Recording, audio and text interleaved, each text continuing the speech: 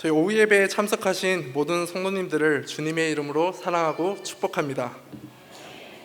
저는 유치부를 섬기고 있는 한우정 전도사라고 합니다.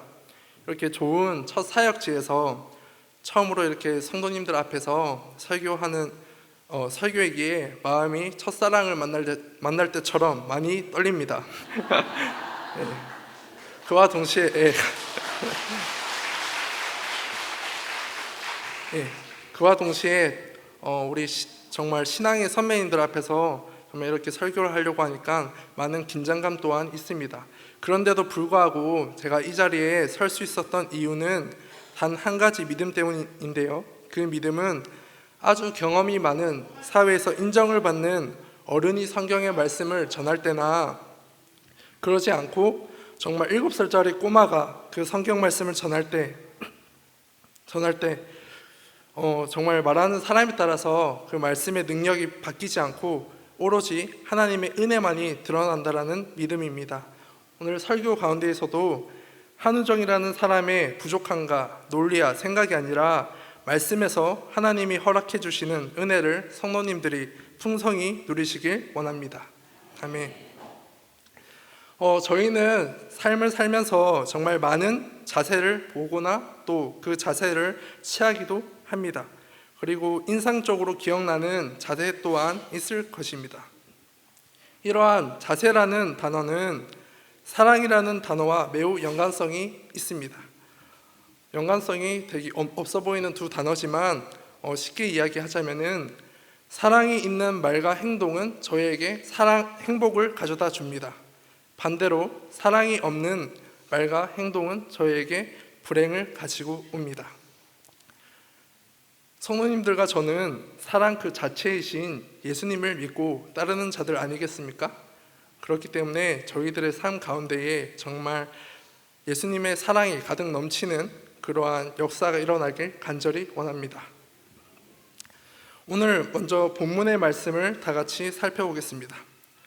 오늘 본문 상황은 성전에서 말씀을 전하고 있는 예수님 앞에 서기관들과 바리새인들이 가늠하다 현장에서 걸린 여인을 끌고 와서 예수님을 고발할 명분을 얻고자 그렇게 시험을 하려는 상황입니다. 예수님은 지혜와 사랑으로 그 가늠한 여인을 구하시고 용서해 주시는 그러한 장면을 이 본문은 담고 있습니다. 오늘은 이 본문 말씀에 나오는 예수님이 보여주신 사랑의 자세에 대해 4가지로 나누어서 살펴보려고 합니다. 첫 번째로는 예수님은 말씀을 전하는 것에 집중하셨습니다. 본문 말씀 1절과 2절을 보시게 되면은 예수님은 성 안에 계시다 다시 감람산 위에 계시다가 말씀을 전하기 위해 다시 내려와서 성 안으로 들어오십니다. 이 말은 예수님은 성 안에서 그 어떠한 것도 제공받지 못했다라는 말입니다.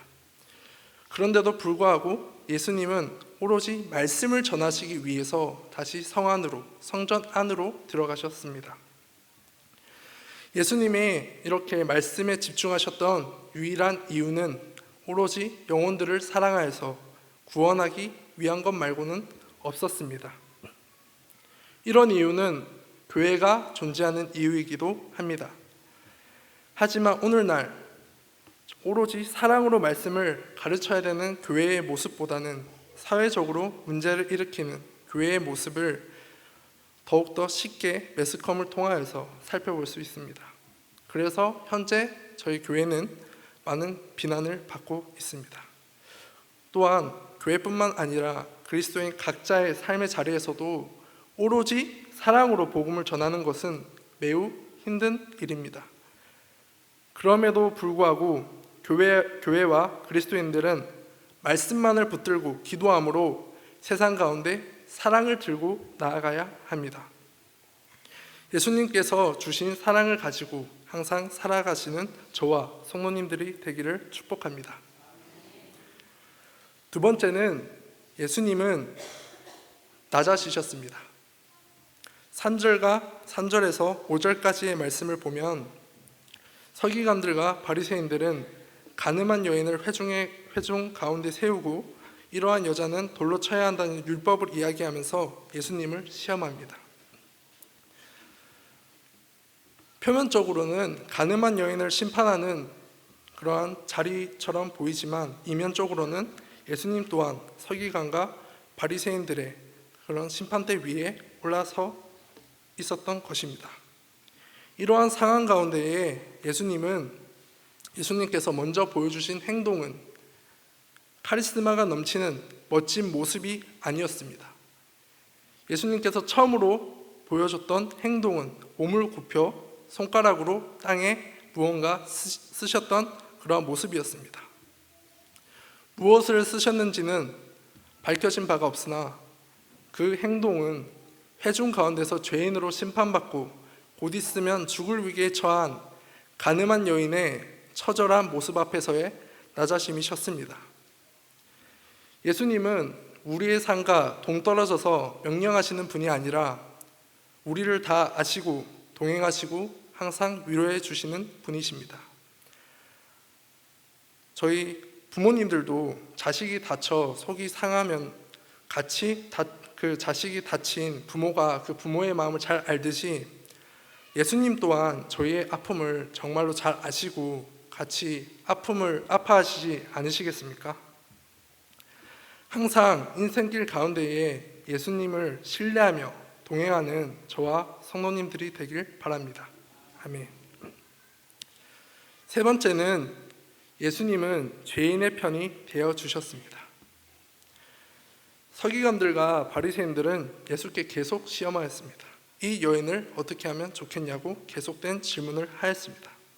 예수께서는 계속하여서 몸을 굽혀 땅에 무언가를 쓰시며 계속 낮아진 자세를 하고 계셨습니다.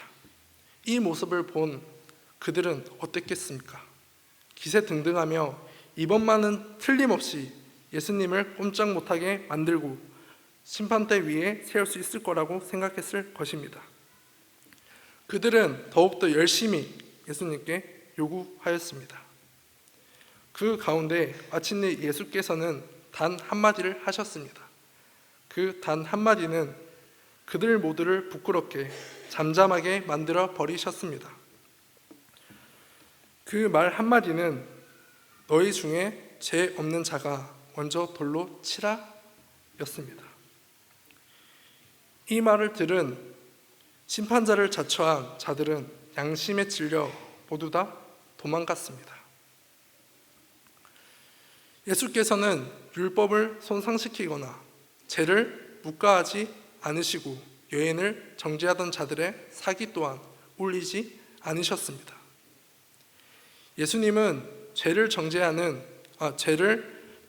하나의 도구로 사용하지 않으시고 죄를 돌이킬 수 있도록 죄인의 편에 쓰셨습니다. 저희 죄악된 인간의 본성을 살펴보면 우리들은 다른 사람의 잘못을 알게 될 때마다 우리 자신의 잘못되었던 점을 반성하지 않고 정죄하며 욕하는 순간이 많을 것입니다. 하지만 그리스도인의 자세는 자신의 죄에 대하여 더욱 엄격해야 하며 사랑으로 그러지 못한 영혼들에게도 나아가야 할 것입니다. 예수께서는 붙잡혀온 여인을 사랑하였기 때문에 자비를 베푸심으로 회개의 기회를 주신 것입니다. 또한 예수님은 가늠한 여인뿐 아니라 자기를 고발하고자 노력하였던 바리새인들과 서기관들에게도 깨어침을 주고 회개하도록 노력하셨습니다. 예수님은 우리 모든 죄인들 가운데 서신 것입니다. 사랑하는 성도 여러분, 우리가 지난 삶을 돌아볼 때에 죄인임을 느낄 때가 있을 것입니다. 그렇기에 우리는 가늠한 여인처럼 예수님 앞에 더욱 간절히 서야 합니다.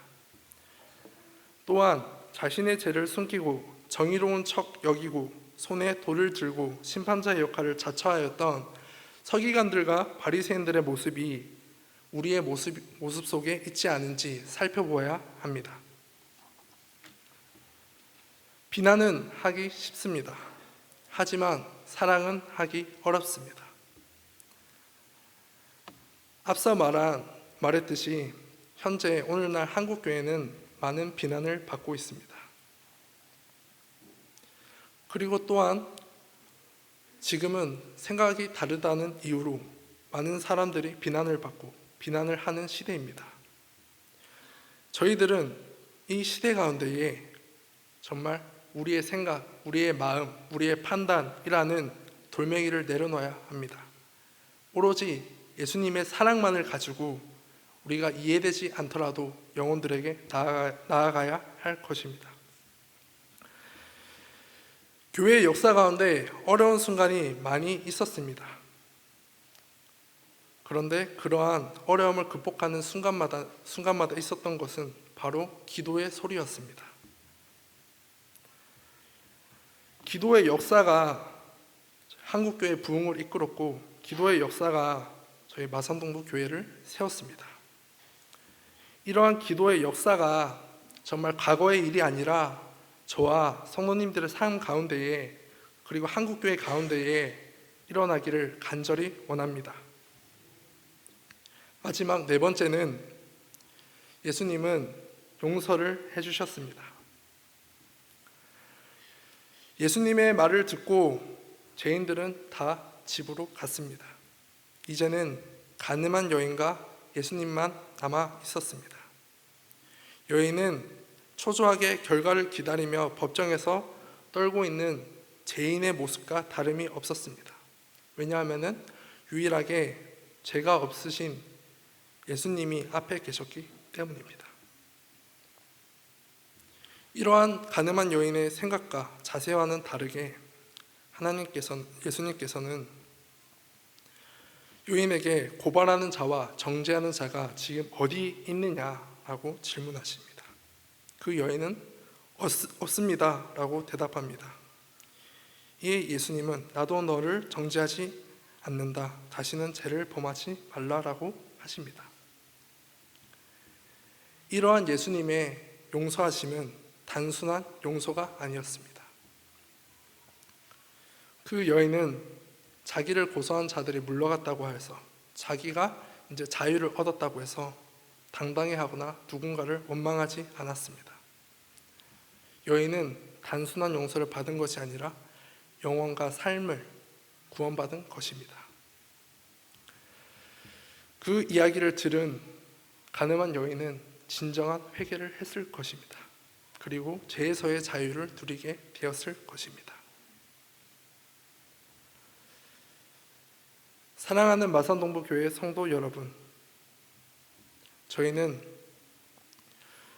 저희가 사는 삶은 완벽함이 없습니다. 예수님의 십자가의 사랑, 복음 말고는 없습니다. 우리는 자신의 상황과 생각을 내려놓고 오로지 예수님의 사랑을 가지고 살아가야 합니다. 예수님의 사랑이 나를 살리셨습니다.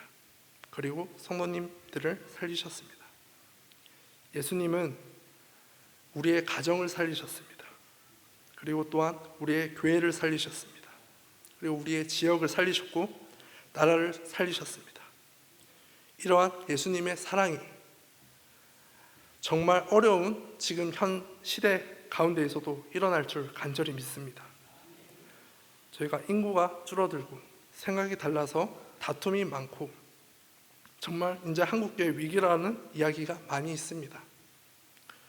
저희 교회 가운데에 어둡지 않았던 순간은 없습니다. 하지만 그 어두운 순간을 항상 무릎을 꿇고 기도로 나아가였던 그러한 기도의 역사가 우리 가운데 있습니다.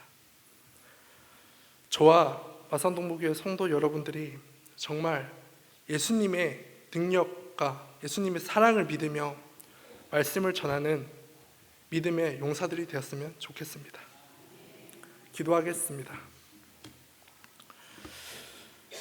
공의와 사랑이 넘치는 하나님 아버지, 오늘도 예배의 자리를 허락하여 주셔서 감사를 드립니다.